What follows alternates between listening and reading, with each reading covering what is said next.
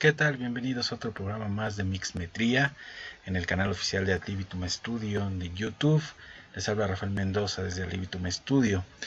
Pues bien, el día de hoy quiero hablarles sobre un tema que tuvimos algunas dudas muy importantes ahora que estuvimos dando el taller de creatividad musical en audioproducción.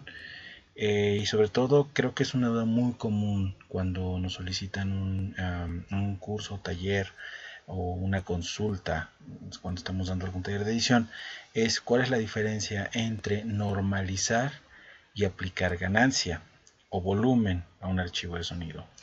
Y aunque pareciera que las dos hacen el mismo proceso, en realidad estamos hablando de que uno lleva un proceso un poco más técnico y el otro es más intuitivo. ¿A qué me refiero con esto? Que bueno, tengo aquí un archivo de una guitarra que grabamos de un proyecto.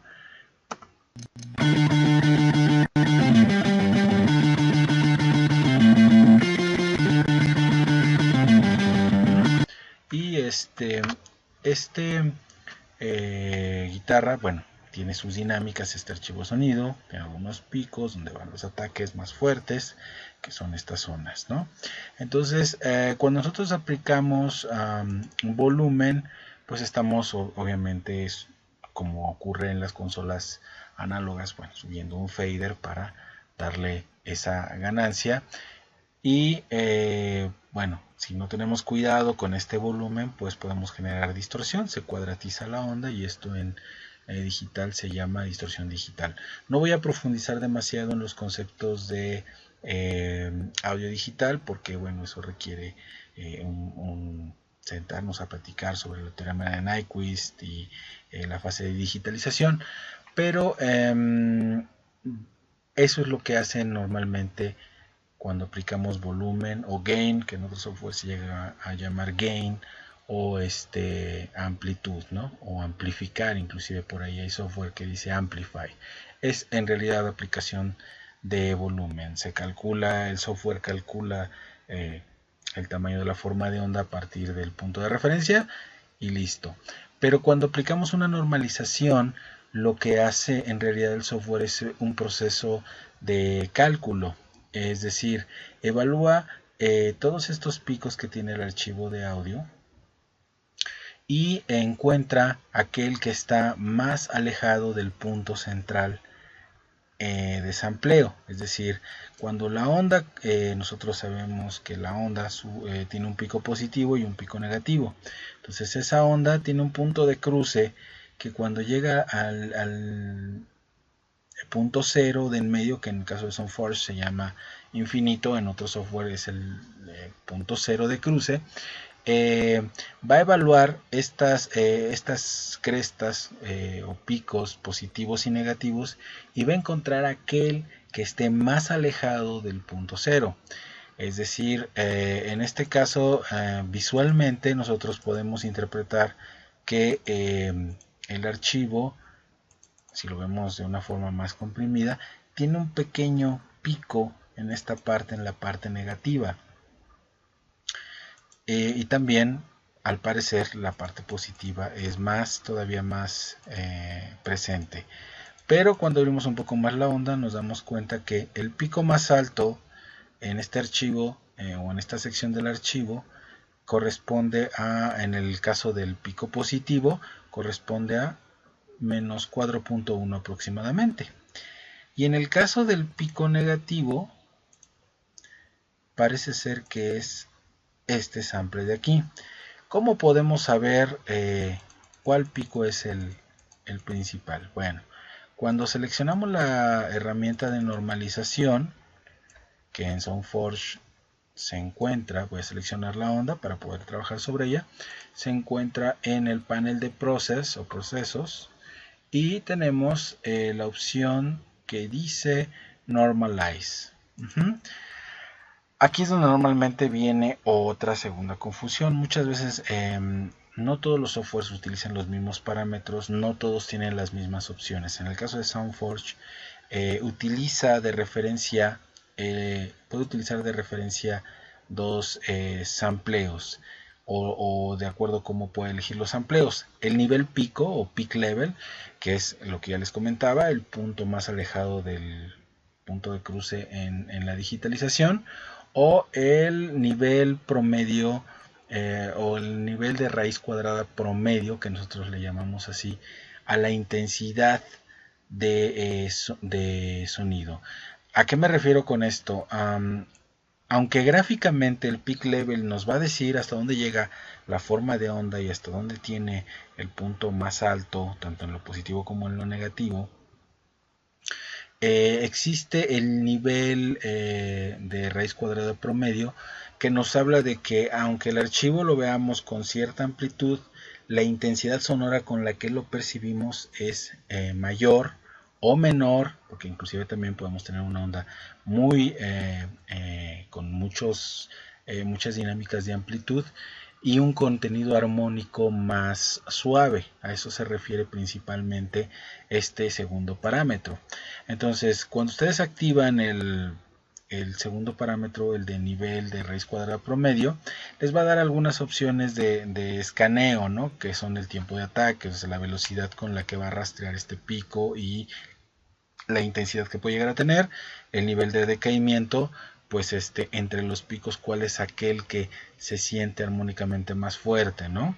Los parámetros de escala o de escaneo, perdón, y bueno, aquí nos metemos a algunas otras funciones que ahorita pueden ser un poco confusas si no tenemos el conocimiento de lo que es adecuadamente la raíz cuadrada promedio. Pero es a grandes rasgos lo que ocurre. Entonces vamos a trabajar normalmente todo el software de edición de audio, en este caso un editor como SoundForge, normalmente trabajamos con el nivel pico, ¿no?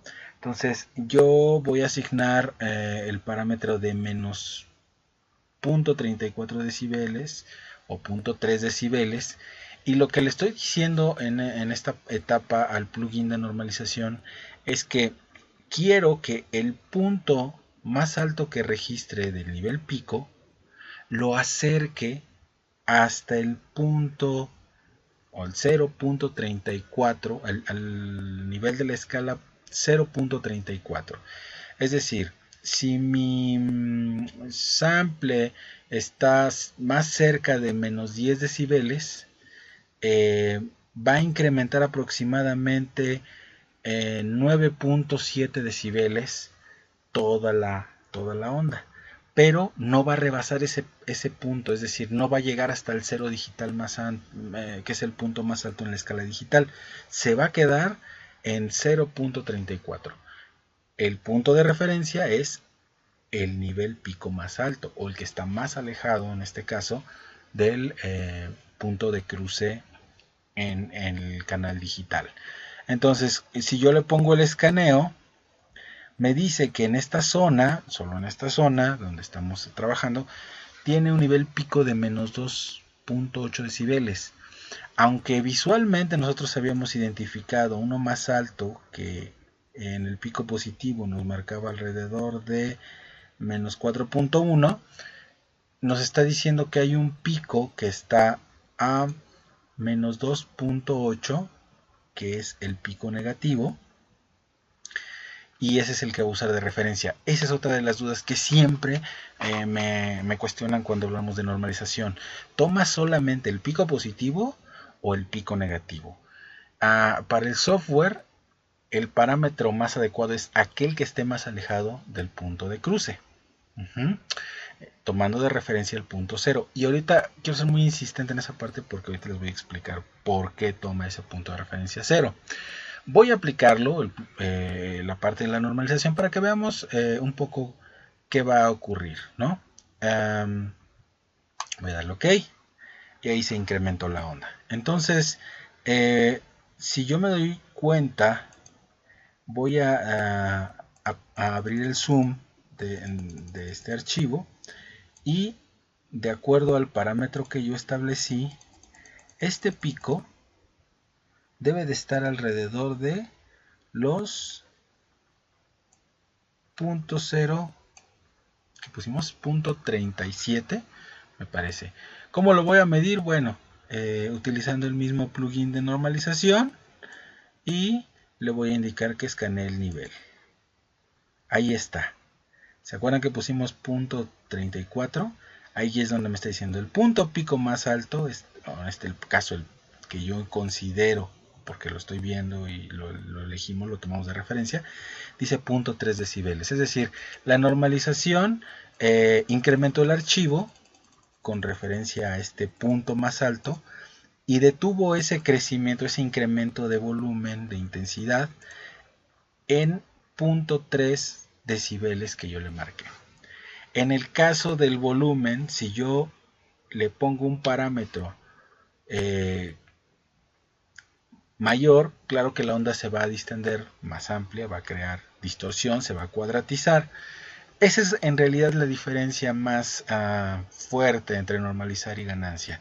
Que normalizar nos pone un punto de límite o un punto donde, sin tener que hacer un cálculo muy grande y sin tener que estar revisando todos los picos uno tras otro, podemos ubicar o hacer o incrementar el volumen de nuestro archivo en una proporción que sea más segura. Esa es una de las funciones principales de normalizar y es una de las diferentes. Otras funciones que a veces trae en otros softwares la función de normalize es algo que, por ejemplo, aquí en SoundForge viene de manera por separado. Esta parte de la estandarización de los softwares es un tema todavía aparte, ¿sí? Porque, por ejemplo, aquí en SoundForge incrementar la amplitud de la onda se llama volumen, en Adobe Audition se llama amplify, en Cubase se llama gain, y es exactamente el mismo proceso. El problema es que se le cambian, no hay un estándar que esté marcando adecuadamente todo eso, sobre todo porque algún software está más enfocado hacia ciertos temas. Por ejemplo, Audition está mucho más enfocado a los medios, ¿no? Cubase más al músico, y en este caso SoundForge es un editor, está más enfocado un poco a la edición dinámica. Entonces vamos a encontrar mucho estos cruces de términos, entonces hay que tener cuidado un poquito con ellos. Volviendo al tema un poquito, les hablaba de que esta opción está en SoundForge por separado. En algunos otros softwares, en la sección de Normalize ya viene incluido este proceso que se llama DC Offset. ¿Qué es el DC Offset? Cuando una tarjeta de sonido no está bien sincronizada o hay alguna variación de voltaje, o de repente simplemente el software por alguna situación no está trabajando de una manera adecuada, produce que toda la onda se mueva de su punto central. En el caso de SoundForge es infinito, en los demás se puede denominar cero. El punto de cruce donde está el pico positivo y el pico negativo, justo ahí se llama punto de cruce. Es esta línea blanca que vemos nosotros aquí. Entonces, bueno, aquí la línea blanca nos ayuda a ejemplificar un poco cómo se vería una onda con DC offset. El punto de cruce se ha movido y puede ser que esté hacia el pico positivo o hacia el pico negativo cargado o hacia el pico positivo. Es decir, se sale de balance del punto cero. Ese es el DC offset. ¿Es audible?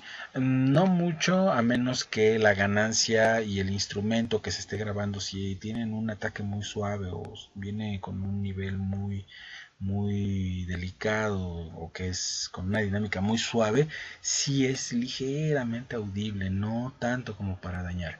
Ahora, ¿en qué nos afecta? Bueno, que todos los cálculos y todos los procesos se van a hacer un poquito difíciles de medir. Entonces, si yo aplico un normalize que está fuera del rango de punto de cruce en cero, pues mi rango dinámico va a estar movido. Entonces, aunque yo le pusiera 0.3 decibeles, si está cargado hacia el pico positivo la onda con respecto a su eje de sampleo, pues ahí voy a rebasar literalmente ese 0.3 decibeles y voy a generar distorsión.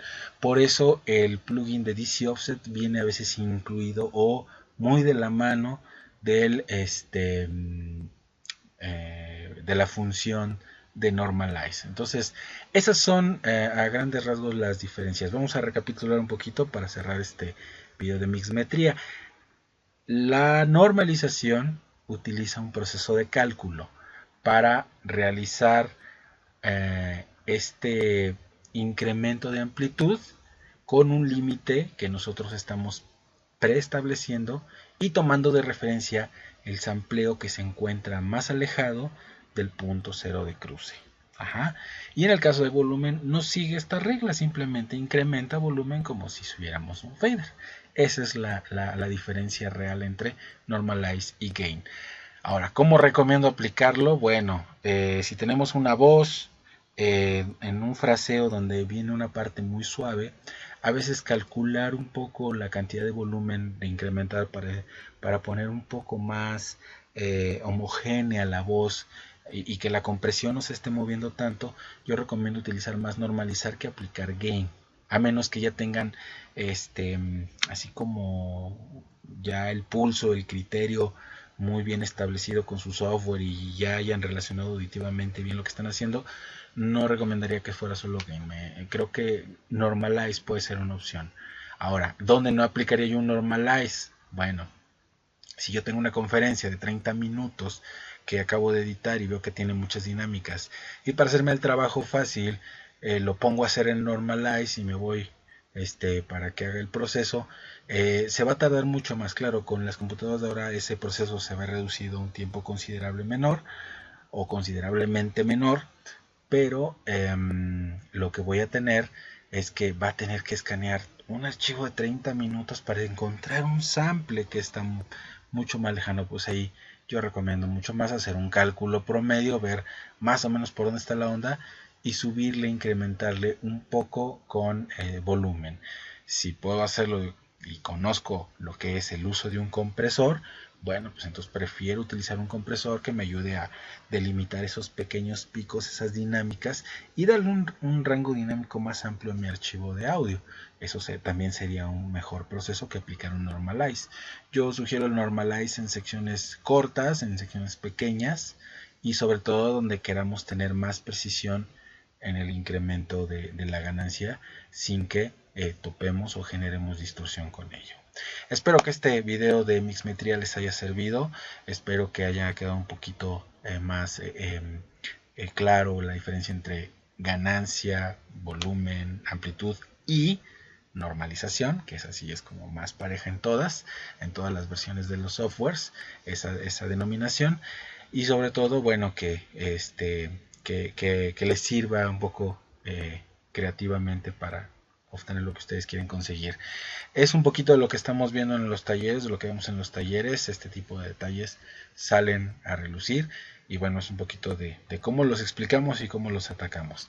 Los espero también que sigan leyendo el blog de Libitum Studio, síganlo todos los días, lunes, martes y jueves, que es cuando aparece escrito el blog en blogspot.com. Ahí tienen el link abajo de los videos. Los miércoles de podcast con Control Room. Después de las 3 de la tarde aparece nuestro podcast Control Room. Y los días viernes de video, donde está mixmetría, notas de producción y por ahí vienen algún par de nuevas ideas que queremos incrementar en nuestro canal de YouTube. Los vemos entonces el próximo Mixmetría. Hasta la próxima.